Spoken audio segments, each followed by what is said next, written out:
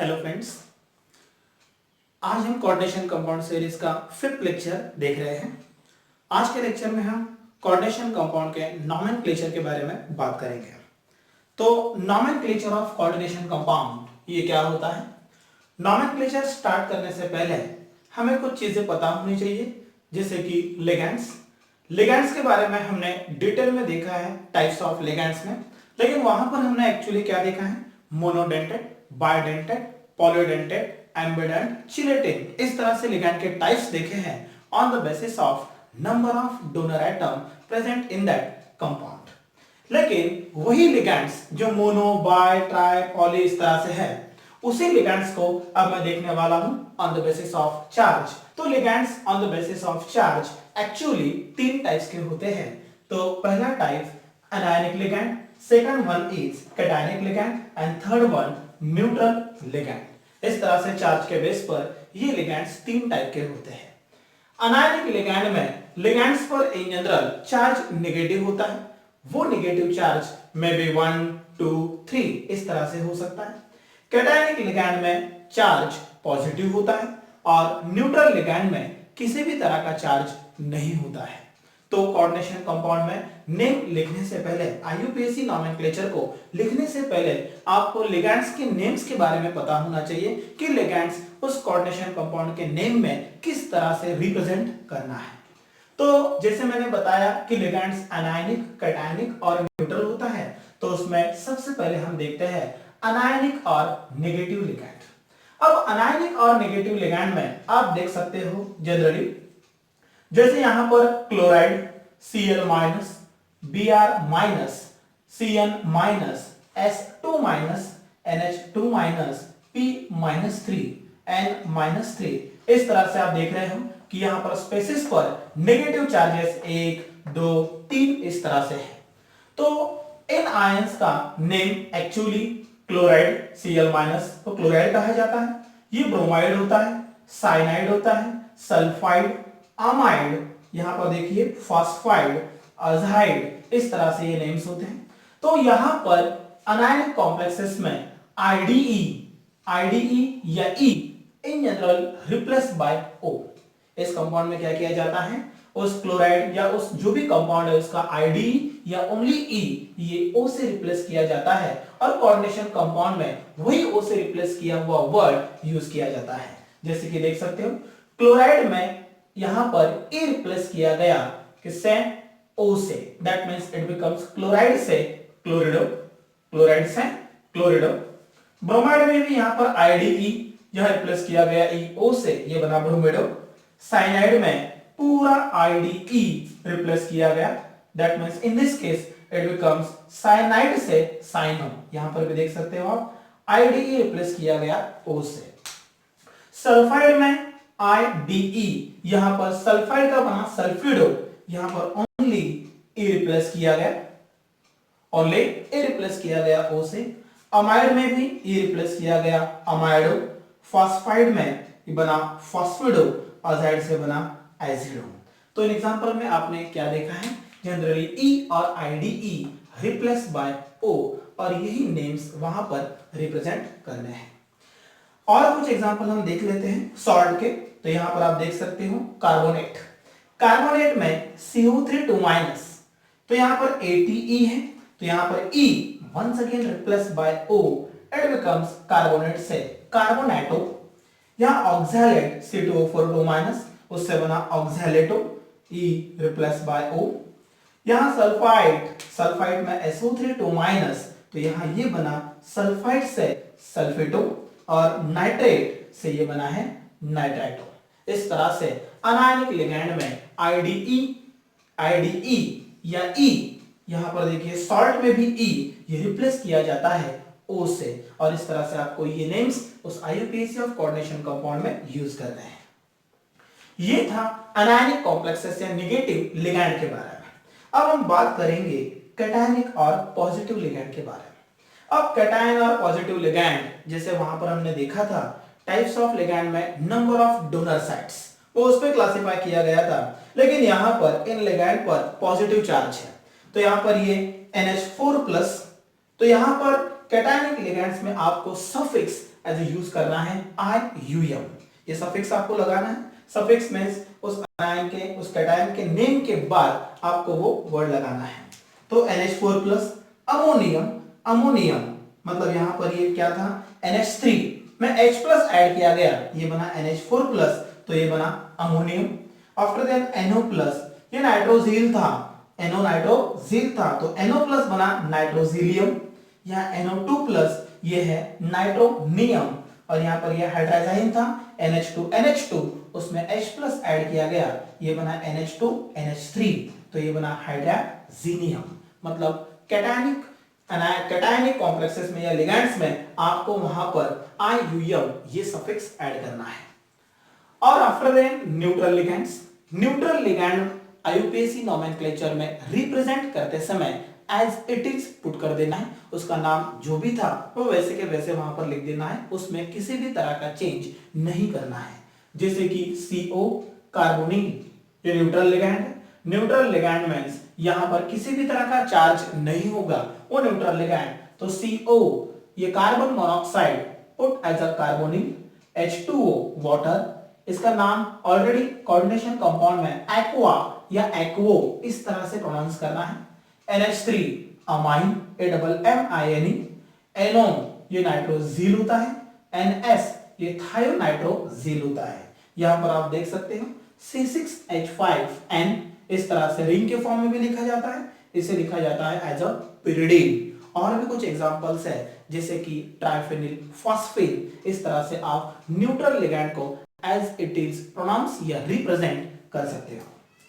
अब IUPAC of coordination compound में ये लिगेंड्स के बारे में तो हमने इंफॉर्मेशन ले ली कि इन्हें वहां पर रिप्रेजेंट किस तरह से करना है। उसी के साथ साथ उस कोऑर्डिनेशन कंपाउंड में जो सेंट्रल मेटल एटम होता है उसका भी वहां पर नेम एक प्रॉपर तरीके से लिखना होगा।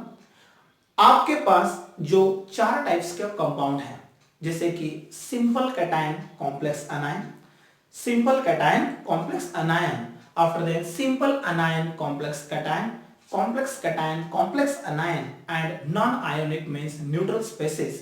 तो इन चारों के रूल्स थोड़े से एक दूसरे से वेरी करते हैं। मतलब कुछ कंपाउंड में वहां पर सेंट्रल एटम का जो भी नाम है उसका ई रिप्लेस करना पड़ता है। जो कोबाल्ट है उसे ATE लगाना पड़ता है। अब कोबाल्ट में अगर ATE लगाना है तो किस तरह से, तो देखिए मेटल्स के कुछ नाम यहां पर हमें एक अकॉर्डिंग टू कॉम्प्लेक्स चेंज करवाने हैं। जैसे यहां ले रहा हूं मैं कोबाल्ट, कोबाल्ट को लिखना है as a cobaltate. Nickel, nickel को लिखना है as a nickelate. Chromium, chromium को लिखना है एज अ क्रोमेट। मतलब सीधी सी बात है, आपको यहां पर मेटल के लास्ट में एंड में mean suffix as a ATE put करना है। तो आयरन, आयरन को आप लिखोगे फेरेट, क्रोमियम को लिखोगे क्रोमेट। कॉपर बना है cuprate, silver argentate, gold aurate, platinum platinate, lead plumbate और सिलिकॉन सिलिकेट। इस तरह से आपको मेटल में भी सफिक्स लगा के उस तरह से उसका नाम प्रोनाउंस या रिप्रेजेंट करना है। तो ये थे लिगेंड्स और मेटल के बारे में थोड़ी सी चीजें कि जो आपको नाम लिखने से पहले या नोमेनक्लेचर में रिप्रेजेंट कंपाउंड को रिप्रेजेंट करने से पहले कुछ पता होने चाहिए। अब इसी को यूज करके हम रूल्स के बेस पर हर एक कंपाउंड का नाम किस तरह से लिखा जाता है उसके लिए उसे देखेंगे, उसके बारे में बात करेंगे। तो नोमेनक्लेचर ऑफ कोऑर्डिनेशन कंपाउंड में अब हम देखेंगे सम रूल्स। तो रूल्स में सबसे पहले आपको 4 चीजें जो ऑलरेडी आपके दिमाग में होनी चाहिए, उसे कोई चैलेंज नहीं है। मतलब जो नाम लिखते समय वो चीजें आपको ऑलरेडी पता होनी ही चाहिए, क्योंकि उसके सिवा आप किसी भी कॉम्प्लेक्स का नाम नहीं लिख सकते हो। तो 4 चीजें कौन सी हैं पहले हम उसके बारे में बात करेंगे। तो यहां पर देखिए प्रीफिक्सेस, सफिक्सेस, ऑक्सीडेशन नंबर, इन तीनों से वो एसोसिएट है। और नंबर ऑफ लिगेंड्स अगर एक से ज्यादा है तो वहां पर क्या करना है, इस तरह से ये 4 पॉइंट्स हैं। तो सबसे पहला पॉइंट हमारा ये है कि अगर कोऑर्डिनेशन कंपाउंड में नंबर ऑफ लिगेंड्स ये एक से ज्यादा है और अगर वो सेम है, क्या बोला है मैंने, अगर वो एक से ज्यादा है और अगर वो सेम है, अगर वो सेम है तो आपको वहां पर जो प्रीफिक्सेस लगाने हैं वो है डाई, ट्राई, टेट्रा, पेंटा, इस तरह से आपको प्रीफिक्सेस पुट करने हैं। तो ये एप्लीकेबल कब होगा? when number of ligands are more than one but same, at that time you can use such type of prefixes. Second rule में आप देख सकते हो कि name of the ligands include di, tri, tetra. That means coordination compound सामने दिया हुआ है और उसके अंदर ऑलरेडी इस तरह का लिगैंड है कि उसमें ऑलरेडी यहां पर डाई, ट्राई इस तरह के वर्ड आ चुके हैं, जैसे कि इथिलीन डायमाइन। आप देख सकते हो इथिलीन डायमाइन में डाई ऑलरेडी आ चुका है और अगर वो दो है तो आप वहां पर डाई फिर से यूज नहीं कर सकते। तो ऐसे केसेस में आपको यूज करना है बेस, ट्रेस, टेट्राइस, इस तरह से प्रीफिक्स आप वहां पर लगा सकते हो। तीसरा रूल आप देख रहे हो कि कोऑर्डिनेशन कंपाउंड में नाम लिखते समय ऑक्सीडेशन नंबर लिखना बहुत जरूरी है। अब वो ऑक्सीडेशन नंबर एंड में लिखना है या एंड से थोड़ा सा पहले लिखना है, इसके बारे में मैं रूल्स के अकॉर्डिंग, कोऑर्डिनेशन कंपाउंड के अकॉर्डिंग बात करूंगा। लेकिन आपको ये ध्यान में रखना है कि ऑक्सीडेशन नंबर लिखते समय ऑलवेज वो ऑक्सीडेशन नंबर रोमन लेटर में ही लिखना है, मतलब वो रिप्रेजेंट करना है आपको ओनली रोमन लेटर में।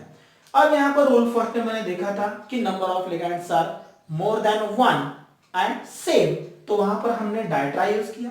लेकिन अगर कोऑर्डिनेशन कंपाउंड में नंबर ऑफ लिगैंड एक से ज्यादा और वो लिगैंड डिफरेंट है, और वो लिगैंड क्या है?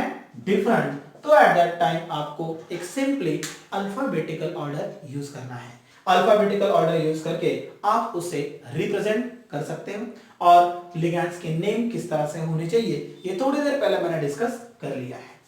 तो सबसे पहले ये रूल्स हम अप्लाई करेंगे। इसके लिए मैं पहला कोऑर्डिनेशन कंपाउंड लेता हूं, सिंपल कैटायन कॉम्प्लेक्स अनायन।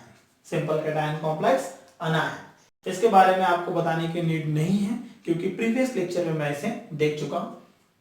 तो सिंपल कैटायन कॉम्प्लेक्स अनायन में you are well familiar, counter ion is always present at the either side of the bracket. मतलब इसमें काउंटर आयन हमेशा कैटायन होता है और ये कैटायन ब्रैकेट के आइदर साइड में, मतलब ब्रैकेट के पहले आता है, और ये ब्रैकेट के बाहर जो है वो है काउंटर आयन। सबसे पहले इस कॉम्प्लेक्स में उस काउंटर आयन को लिख लेना है। अब दिमाग में क्वेश्चन आपके आ रहा होगा कि सर यहाँ पर काउंटर आयन तो 3 है, यहाँ पर एक ही है, यहाँ पर वंस अगेन 3 2 3, तो क्या है काउंटर आयन अगर एक से ज्यादा है तो वहां पर once again di, tri, tetra लिखना है? तो बिल्कुल भी नहीं। काउंटर आयन कितने भी हो उसे बस सिंगली फॉर्म में लिखना है। जैसे पोटेशियम 3 भी है तो इसे आप लिखोगे ओनली पोटेशियम। सोडियम यहाँ पर एक ही है, इसे लिखोगे ओनली सोडियम, मतलब यहाँ पर काउंटर आयन में ये प्रीफिक्सेस यूज नहीं करने हैं। तो ये सीक्वेंस आपको ध्यान में रखना है। नाम लिखते समय देखिए क्या होगा, सबसे पहले काउंटर आयन, काउंटर आयन लिखने के बाद फिर आपको लिखना है लिगैंड। लिगैंड किस तरह से लिखना है मैं बता चुका हूं, और लिगैंड लिखते समय आपको कोऑर्डिनेशन नंबर का भी ध्यान रखना है। वो कोऑर्डिनेशन नंबर 2 3 4 किस तरह से है, तो counter ion, after then ligand with coordination number, फिर आपको सेंट्रल एटम लिखना है। तो सेंट्रल एटम को आपको कंपलसरी इस कॉम्प्लेक्स में ATE लगाना है। अब ये ATE किस तरह से लगाना है ये भी थोड़ी देर पहले मैं देख चुका हूं कि अगर कोबाल्ट है तो कोबाल्टेट, अगर फेरस है तो फेरेट, अगर लीड है तो प्लम्बेट, इस तरह से वहां पर ATE पुट करना है। और नेम लिखते समय सबसे एंड में कर्व ब्रैकेट में आपको ऑक्सीडेशन नंबर रोमन लेटर में रिप्रेजेंट करना है। तो ये रूल ध्यान में रखते हुए आपको अब कंपाउंड वाइज एक स्पेसिफिक सीक्वेंस को फॉलो करना है। अब वो सीक्वेंस क्या होगा, तो मैं कंपाउंड का नाम यहाँ पर 1 बाय 1 दिखाता हूं किस तरह से ये लिखना चाहिए। तो सबसे पहले कंपाउंड नंबर फर्स्ट आप देख सकते हो K3FeCN6। तो यहां पर अकॉर्डिंग टू रूल सबसे पहले क्या आएगा, पोटेशियम। तो आप देख सकते हो मैंने यहां पर लिख लिया है पोटेशियम। पोटेशियम के बाद रूल्स के अकॉर्डिंग लिगैंड, लिगैंड 6 है इसीलिए आई कैन राइट हेक्सा, 6 इसलिए hexa. After then cyanide, cyanide में आपको आईडी रिप्लेस करना है O से, तो यहां बना हेक्सासाइनो, यहां बना हेक्सासाइनो, तो potassium hexacyano. After then central atom Fe, तो उसे मैं लिखता हूं फेरेट, फेरेट, और ON नंबर इसका होगा 2। ON नंबर इसका होगा 2। वो आपको कॉम्प्लेक्स से कैलकुलेट करके वहां पर पुट कर देना है। पुट करने के बाद आप यहां पर देख सकते हो नाम किस तरह से आया है, पोटेशियम हेक्सासाइनोफेरेट 2।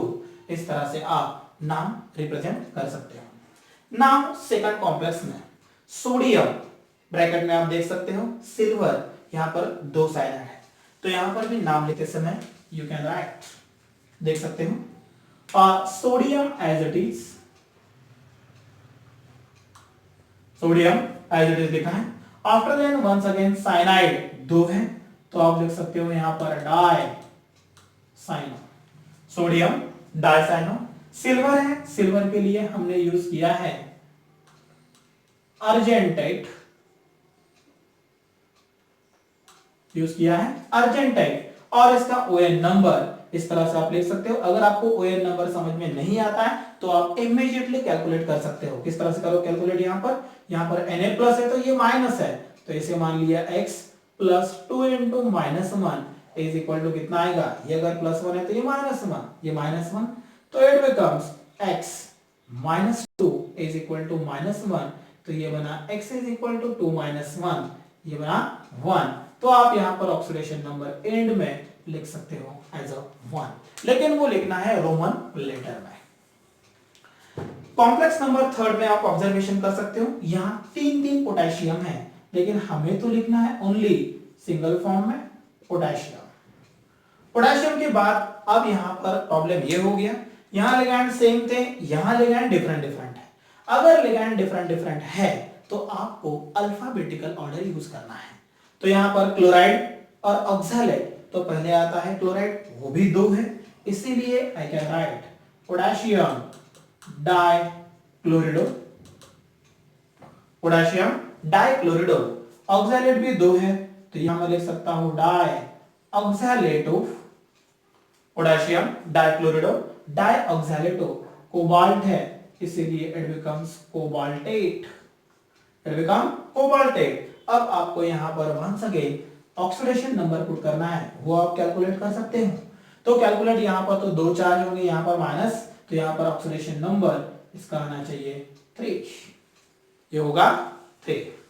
अब यहां पर आप देख सकते हो K2 HgI4, तो यहां पर फिर से सेम सीक्वेंस पोटेशियम,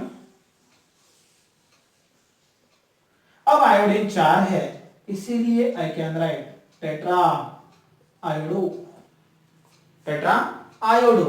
यहां पर मर्क्यूरी है, तो it becomes mercurate, it become mercurate. ON number calculate करोगे तो ये 2 आना चाहिए। अगर ON नंबर डायरेक्टली पता नहीं है तो प्रॉपर कैलकुलेट कर लो, वो कैलकुलेट किस तरह से करना है हम देख चुके हैं।